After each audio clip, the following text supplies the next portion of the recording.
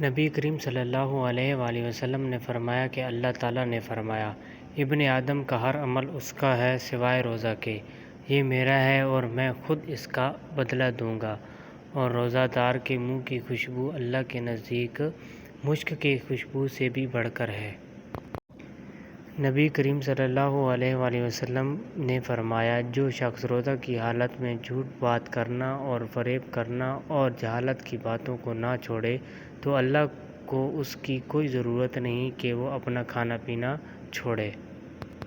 نبی کریم صلی اللہ علیہ وآلہ وسلم نے فرمایا، جس نے روزہ رکھا ہو اور بھول کر کھا لیا ہو تو اسے اپنا روزہ پورا کر لینا چاہیے، کیونکہ اسے اللہ نے کھلایا پلایا۔ اس سے نبی کریم صلی اللہ علیہ وآلہ وسلم نے اللہ تعالیٰ سے روایت کرتے ہیں کہ پروردگار نے فرمایا، ہر گناہ کا ایک کفارہ ہے جس سے وہ گناہ معاف ہو جاتا ہے، اور روزہ خاص میرے لیے ہے اور میں ہی اس کی جزا دوں گا، اور روزہ دار کے منہ کی بو اللہ کے نزدیک مشک کی خوشبو سے بڑھ کر ہے۔